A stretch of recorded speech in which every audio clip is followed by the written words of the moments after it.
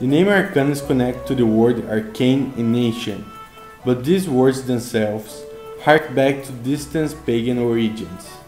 As you have seen, the major arcana itself is made up to 22 cards, sometimes referred to as trump cards. Each of these arcana cards has a particular deep and important meaning, and they portray powerful dynamic images of change, justice, difficulty, its strength, joy, and so forth. The Fool, the Magician, the High Priestesses, the Empress, the Emperor, the Hierophant, the Lovers, the Chariot, Strength, the Hermit, the Wheel of Fortune, Justice, the Hanged Man, Death, Temperance, the Devil, the Tower, the Star, the Moon, the Sun, Judgment, and the World. The Fool. The figure on this card is of a young and innocent setting out of a journey. Indeed, in many tarot decks, he appears to be stepping over the edge of a cliff. The character is optimistic, innocent, ingenuous, and he has a lot to learn. The Magician. This card depicts a magician who has all the elements of the tarot pack to hand, this being the cup, wand, sword, and pentacle, and he understands how to use them.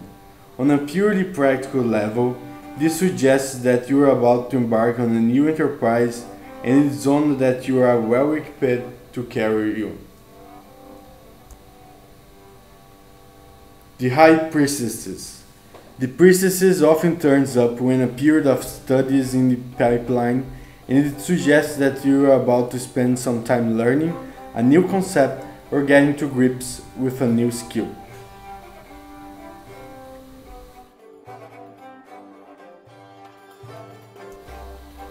The Empress. The picture of this card often depicts a very feminine woman surrounded by ripened corn, fruit, and flowers, suggesting that a period of abundance is on the way. Just as the previous card suggested spiritual or mental development, this one brings suggest in practical and working matters. The Emperor.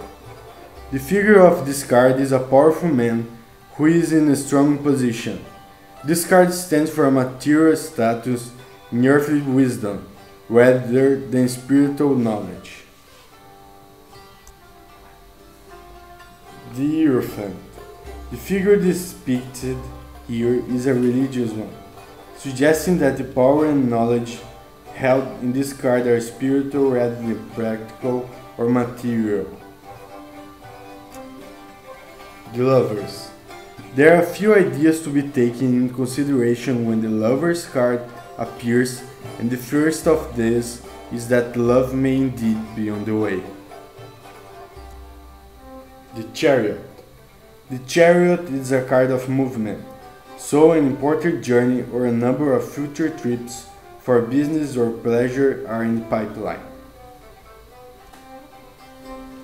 Strength. The image on this card is of a young woman gently closing a lion's mouth.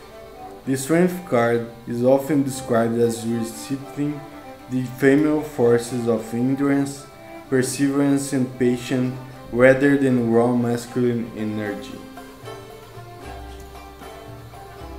The Hermit. The figure on this card is of an old man who is holding a long staff and carrying a lamp. He's alone. This card promises a period of time away from the hustle and bustle of daily life and suggests that you need to do some quiet thinking. The Wheel of Fortune. This card has only one meaning, and that is simply that Wheel of Fortune is about to turn. Justice. The Justice card shows a female figure holding a sword and the scales of justice. It means that justice will prevail and the outcome of a dispute will be fair to all concerned. The Hanged Man. The image on this card is of a man hanging by his foot for a wooden frame. He doesn't look unhappy or even comfortable in this position. The card suggests that in order to have something that you want, something else will have to be sacrificed, and the two items are not compatible. Death. The ghastly figure of a skeleton on a horse frightens newcomers to the tarot because they think that signifies their imminent departure from this world. This is not so, because the card simply denotes that something is going to come to an end, and in many cases is a very good thing. Temperance. There are times in everyone's life when things work out well and when everything runs smoothly. This card suggests that just such a time is on the way to you. The Devil. This ugly card should upset those who are familiar with the tarot, as they expect it to mean that evil things are coming their way. The main idea here is of a bondage, and this can take many forms.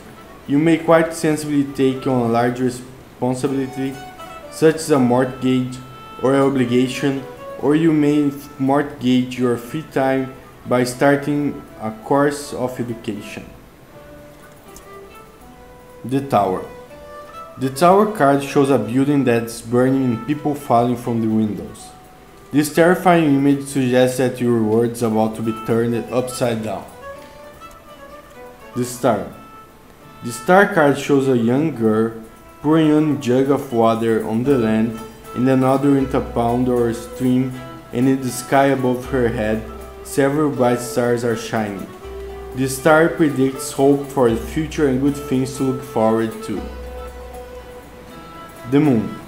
The Moon card shows a moonlight scene with a world emerging from a lake and winding into a mysterious distance, between two apparently pointless towers that are perched on a hill.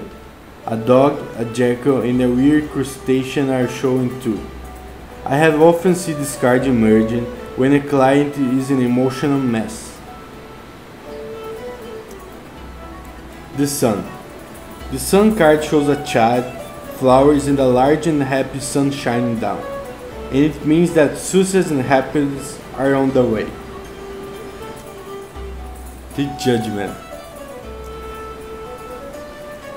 On a spiritual wavelength, this implies that on a particular phase of your soul journey is at an end, and you will shortly assess what you're learning and how you cope with the passing situation. The Word. The Word card shows an attractive dancer holding two staffs of office. She is surrounded by a wreath. The figured signs of the zodiac is in the four corners of the card, which as the four corners of the earth. This card means that a phase of life is at an end and that circle is completed.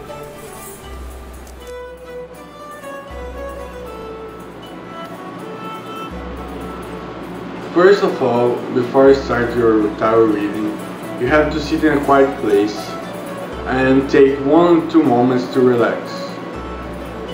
You can always listen to a mantra or say a prayer to whatever God you talk to, God, Shiva, Ganesh, Krishna, Ojin, I don't know, I don't care.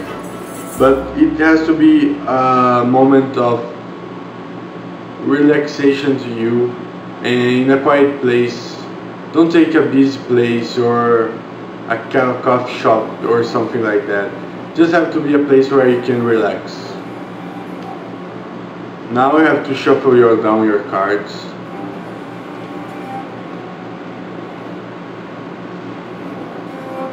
And using your left hand, cut the deck in two. Put one part of the deck on your left, put them together again, and cut one more time, always using your left hand.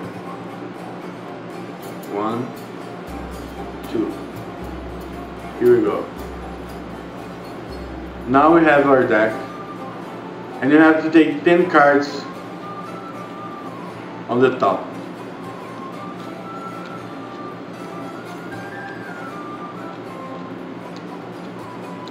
Remember, you're using the Celtic Cross observation, so you have to take 10 cards off your deck. First card you put in the middle, the second on the horizontal here, the third card you put here on the top, the fourth card on the top, on the bottom,